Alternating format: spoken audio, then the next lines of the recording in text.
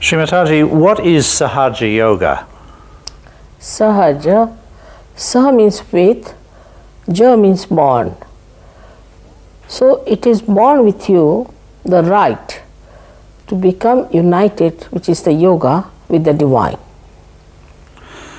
And this Sahaja Yoga is something that everybody can have, is it? Is something everybody can practice?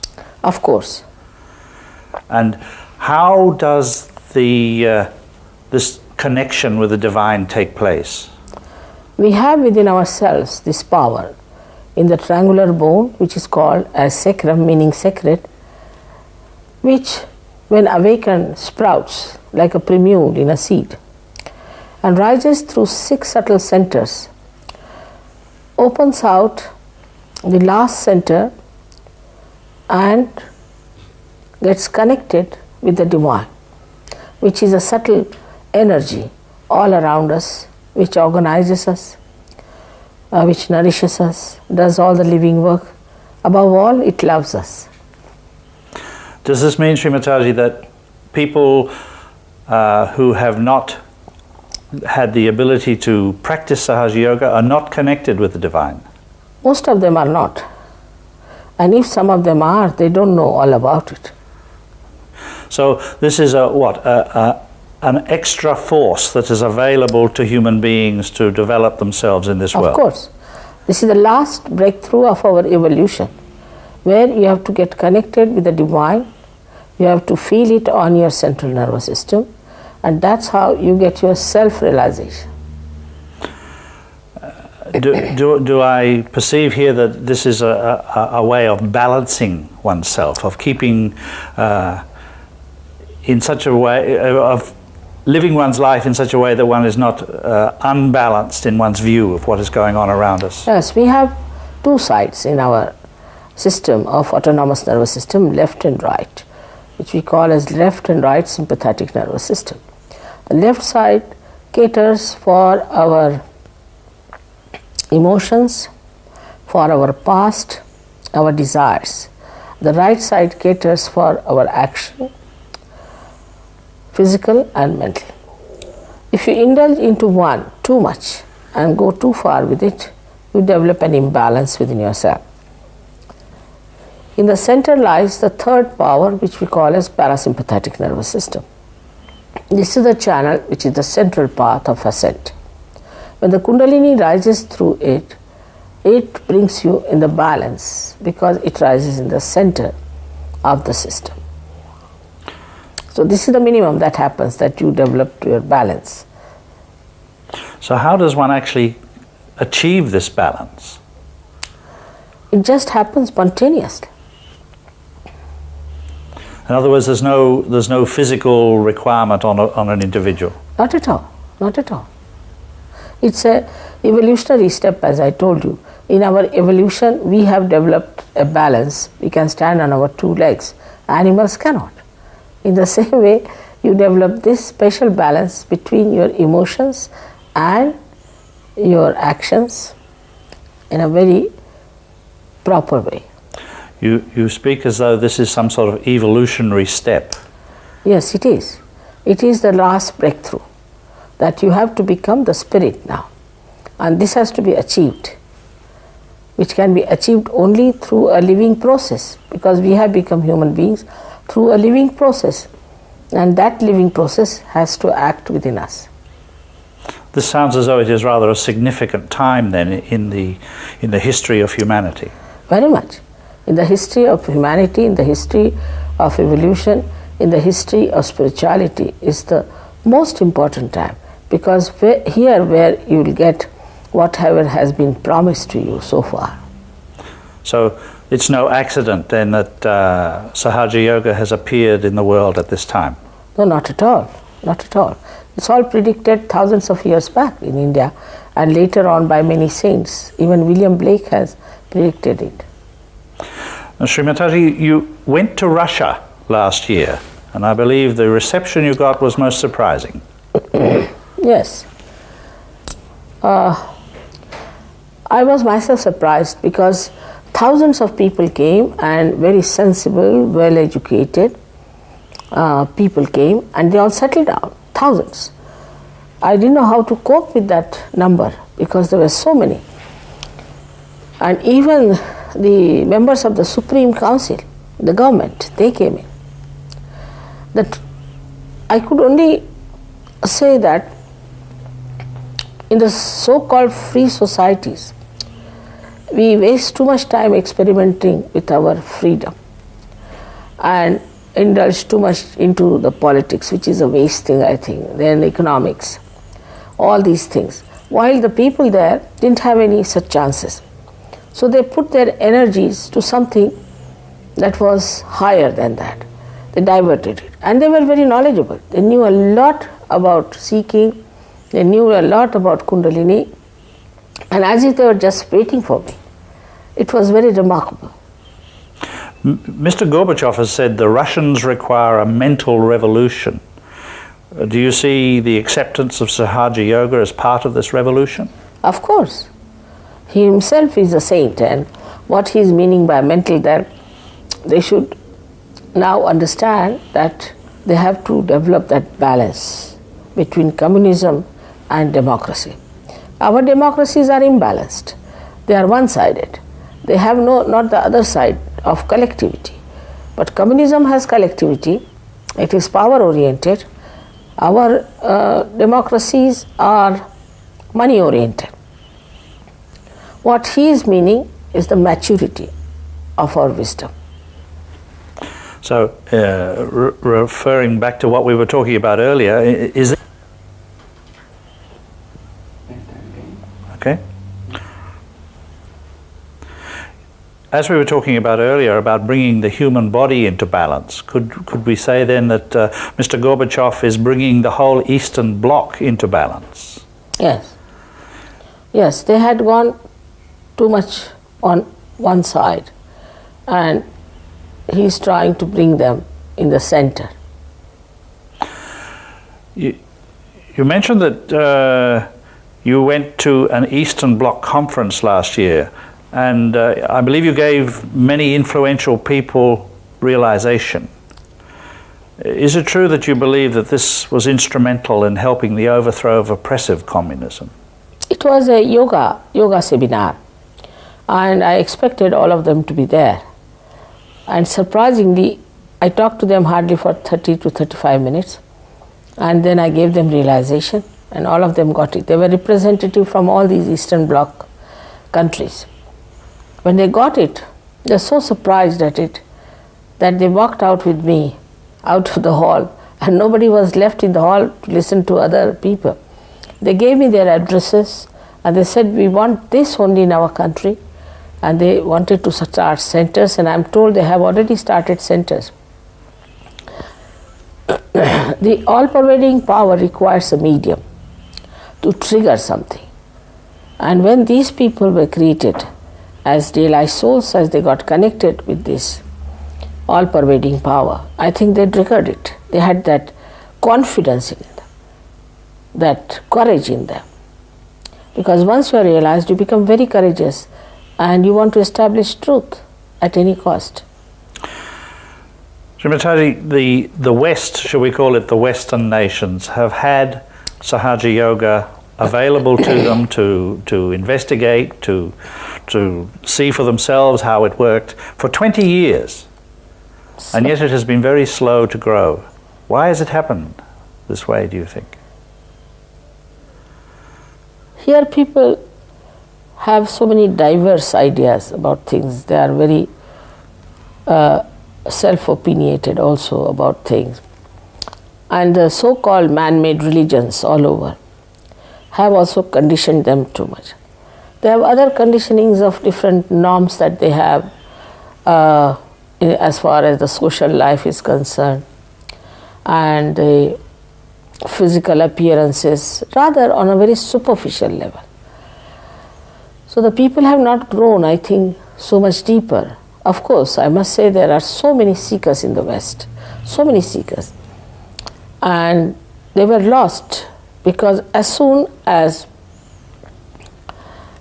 people knew that there's a market for them, the false gurus jumped out and they started preaching about false things just to earn money. They were all money oriented people. Now there's another psychology with the Western mind that you must buy everything. If something is not for sale, then it is useless. And this psychology has really deterred them to come to Sahaja Yoga very much, because this is a living process and you cannot pay for it. And they couldn't bear it. I mean, actually, I must say, one of the very important television gentlemen told me off that Anglo-Saxon brain cannot accept anything which cannot be sold. And I didn't know what to tell him. I just said, who has made this brain? If God has made, then why is it so? So you have an expectation, really, that this thing called Sahaja Yoga will change the world. Of course. It changes human beings and they manifest the change outside. And we create a new race. That's what they're talking about. If you go, they talk of new age, of a new race. But I don't know what is their imagination about it. They talk about all these things, Aquarius, and Aquarius is the Kundalini. She's placed in the Aquarius. And they talk about Aquarius age, all kinds of things. They're talking, writing, thinking about it. But when it comes to actualization, I think they think I am very too simple for them, not complicated. And Sahaja Yoga is too simple. It should be very complicated. And all their own ideas about seeking, that they must suffer, they must go to Himalayas, they must starve themselves, and then only they can get realization. Srimati, is the evolution of the planet closely related to the evolution of humanity? Of course, it is. Very much related. And the planet, our planet is moving in a spiral way. All the planets are moving in a spiral way, and they are creating all possible things for the use of human beings so that they can save time. Save time for getting their ascent and for meditative growth. But people don't understand that part. There are theories around now that the suggestions, so we say, that the planet could be a living organism, a complete entity. Of course it is. One of the examples of this one I can give you is that if you sleep under a coconut tree, a coconut never falls on anything that is living, whether it is a human being or a snake. It never falls.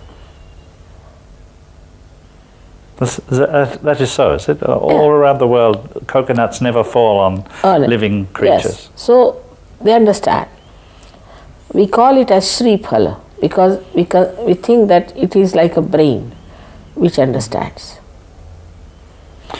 Well, if this world is a living organism, what is the brain? What drives this being, this organism? What has made it evolve the way it has? There is this subtle power which is all pervading of God's love, which manifests all the things like living work, all nourishment, all balancing. It's so balanced. If the Pacific was slightly deeper than this, there would have been problems. If Himalaya was, say, 1.5 times than what it is, there would have been problems. So everything is so balanced in nature. And the Almighty has created only one world. Only we human beings have divided and moved like criminals with our passports in our hands. Srimati, what we have been talking about, many people would regard as a belief or a theory. How does one know the difference between truth and a belief? First of all, anything for which you have to pay money is not the truth. You can't pay for truth. If you cancel out that, I think 99.9% all the falsehood will drop out. But truth, to be really actualized, you have to have self-realization. Then you feel on your fingertips vibratory awareness, a new dimension awareness, by which you can make out what is true and what is false. That's an absolute truth that you realize at that stage. So one must have one's realization really to be able to tell the truth. Even to follow anyone, one must have realization. Srimataji, thank you very much. Thank you. Srimata, Russians are doing one film too. yeah, that's right. Russians are doing one film. Srimata, I was reading an article just now where you were talking about inner peace and outer peace. This seems to be something that attracts the attention of people in this present stressful age. By realization, what happens? As a result, you become a person endowed with thoughtless awareness. That means you see everything, you witness everything, and whenever you want to say or to think, you can see about it. But you don't react. There's no reaction. So you are empowered to see it in such a manner that there need not be any thought. Just the whole creation acts on you. It's a very subtle thing. It's to be experienced. And that is the point where we realize that we are the source of peace. And that's how our inner peace is established.